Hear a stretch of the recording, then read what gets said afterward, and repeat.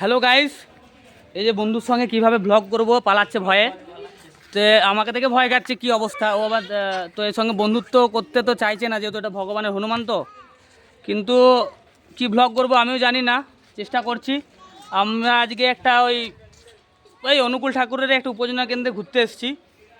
তো হঠাৎ আমাদের গুরু ভাই গুরু মায়েদের সঙ্গে দেখা গেলো, কতটা কি ভিডিও আসছে আমরা জানি না। রোদ্র এদিকে পড়ছে, তোমরা সবাই দেখো। এটাই বাঁকুড়া জেলার সোনামুখী ইয়েতেই, ঠিক আছে। আর সূর্যটা মানে পুরো আমার ফ্রন্টে পড়ছে, দা সান মানে যিনি সূর্য গুরু, ঠিক আছে। তো হঠাৎ আস্তে আস্তে আমাদের পৃথিবীর শ্রেষ্ঠ ভক্ত হনুমান, তার সঙ্গে দেখা হলো। মানে পৃথিবীর শ্রেষ্ঠ ভক্ত, জগতের একটাই ভক্ত, সে হনুমান, ঠিক আছে, মানে পৃথিবীর ভক্ত। আর ঠাকুর জগতের শ্রেষ্ঠ ভক্ত হচ্ছে সে বড়দা, এটা তোমরা সবাই জানো। তো আজকে হনুমান বাবাকে, ওরা তো আমাদের মন্দিরের তো চাষ ক্ষতি করছে, কিন্তু করার নেই, তাদেরও তো পেট ভরাতে হবে। তো সব এই মন্দিরের, তো আমি তো জানো বাঁকুড়ার ছেলে, অবশ্যই বাঁকুড়ার ছেলে, ভারতবর্ষের ছেলে। বাঁকুড়ার মানুষের মধ্যে আবার প্রাণ আছে, তোমরা শুধু আবার বাঁকুড়া জেলাটা এসে ঘুরে যেও, ঠিক আছে। এবং সর্বোপরি আমাদের সৎসঙ্গ ওই সোনামুখী মন্দিরে অ্যাড্রেস আমি পরে পরে বলে দেবো, যেটা আমার ফার্স্ট ব্লগ তো করছি আস্তে আস্তে, বাস এনজয় করছি, আনন্দে কাটাচ্ছি, আমি আনন্দে আছি এবং আমার বাকি যে মানুষেরা তারাও আনন্দে আছে। তাদের সঙ্গে যদি কেউ কথা বলতে চায়, আমি কথা বলে দিচ্ছি যে ঠাকুরকে নিয়ে অভিজ্ঞতা কী, তাই না। তো চলো, এই যে দেখতে পাচ্ছ, তোমাদেরকে কতটা বোঝাতে পারলাম কিনা জানি না, ঠিক আছে। মানে আমি বন্ধুত্ব করতে চাইছি, কিন্তু বন্ধুত্ব করছে না। তো ঠিক আছে, জয় শ্রীরাম, হনুমানজি আশীর্বাদ করো যেন তোমার মতন ভক্ত হতে পারি, ঠিক আছে। জয় গুরু। জল, এই যে এই মা, আমাদের মা, আলটিমেট মা তো মা, দিদিভাই জল দিল, আমাদের গুরু ভাই বটে, সেবা দিচ্ছে। আমার খুব ভালো লাগছে, দেখো মানুষজন কত ভালো এখানের। তো জল খাবো গাইস, ঠিক আছে। জলেই আমরা জানি, জলেই জীবন, ঠিক আছে। এই জলটাও কিন্তু ভগবানের দান।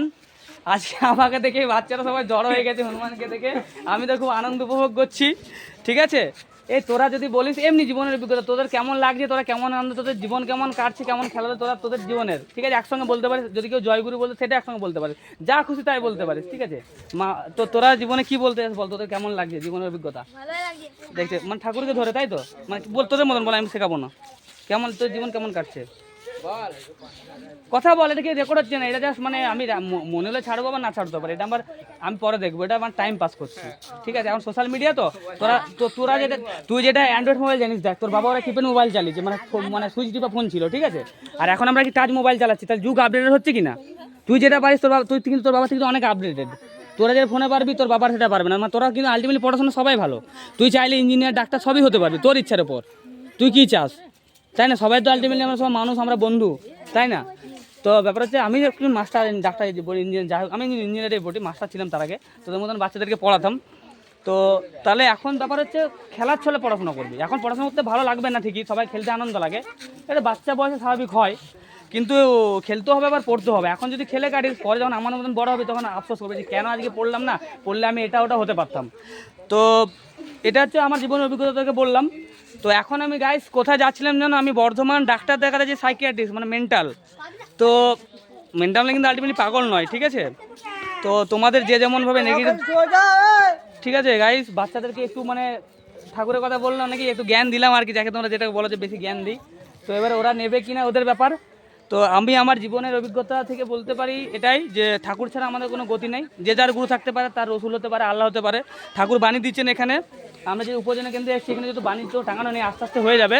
তো এখানে একটা বাণী, এই দাদা আমাকে বললেন, এই বাণীটা আমার মনে নেই, এই দাদা সম্ভবত উপজেলা কেন্দ্রের মালিক, বাচ্চাকে কোলে নিয়ে আছে, ইনি আমাকে একটা বাণীর কথা বললেন যে বুদ্ধ ঈশায় বিভেদ করিস, শ্রী চৈতন্য রসুল কৃষ্ণে জীবোদ্ধারে আবির্ভূত হন, একেই ওরা তাও জানিস। মানে গৌতম বুদ্ধ ঈশায় মানে হচ্ছে জেসাস, বিভেদ করিস মানে ভেদাভেদ করিস, শ্রী চৈতন্য মানে যিনি ইস্কনের প্রতিষ্ঠাতা, রসুল কৃষ্ণ, রসুল মানে যিনি আল্লাহর রসুল, মানে আমাকে যদি আল্লাহকে পেতে হয় রসুলকে ধরতে হবে, নাহলে আমি আল্লাহকে বুঝতে পারবো না, ঠিক আছে। কৃষ্ণে জীবোদ্ধারে মানে জীবকে উদ্ধার দেওয়ার জন্য, এই সমস্ত মানুষ, এই বান্দর, এদেরকে উদ্ধার দেওয়ার জন্য আর কি। আবির্ভূতন একে ওরা তা, মানে ওনারা সবই কিন্তু একই ব্যক্তি, কেউ কিন্তু একসঙ্গে আসেনি, যুগোপযোগী হয়ে এসছে, তাই না।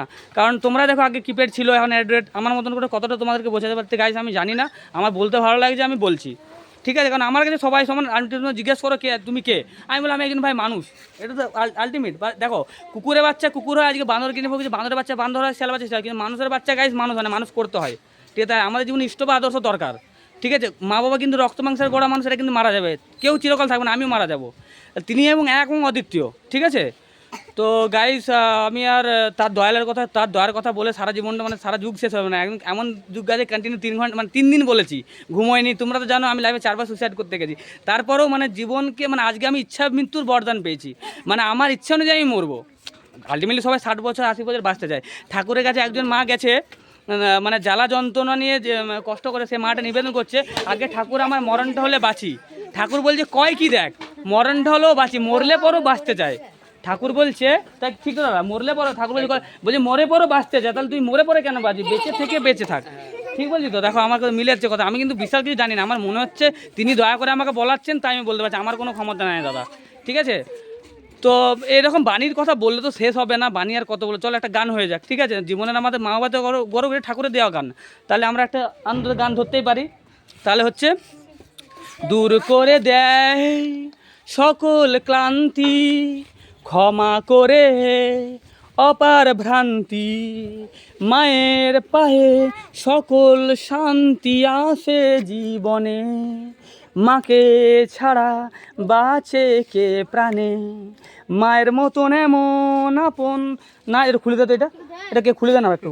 মায়ের মতন এমন আপন নাই তো ভুবনে, মাকে ছাড়া বাঁচে কে প্রাণে, মাকে ছাড়া বাঁচে কে প্রাণে, প্রাণ দিয়েছো মান দিয়েছো সদাই তুমি সঙ্গে আছো মা, হয়ে তোমার সেবার সুখে মুখর ভুবন ভরায় প্রাণে মা, তুমি আছো বুঝি মা গো, তাই তো আছি আমি, ধরে রাখো তাই তো মা গো, পরম সুখে নাচি।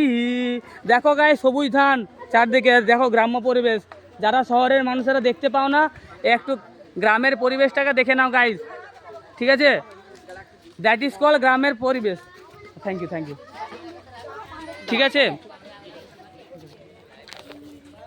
তো আমরা গ্রামের ছেলে, গ্রামের মানুষ, ঠিক আছে? গ্রাম থেকে শহরের সৃষ্টি, তাই বলে ভেবো না যে আমরা গ্রামের ছেলে মানে আমাদের কোনো যোগ্যতা নাই। এরা সবাই কিন্তু আমাদের গ্রামের ছেলেরা জীবনে অনেক বড় কিন্তু হবে, ঠিক আছে? আমাদের সময় শেষ হচ্ছে, 4 চাকায় আমরা বেরিয়ে যাব। সবাই ভালো থাকবে, সবাইকে মঙ্গল প্রার্থনা করি। জয় গুরু।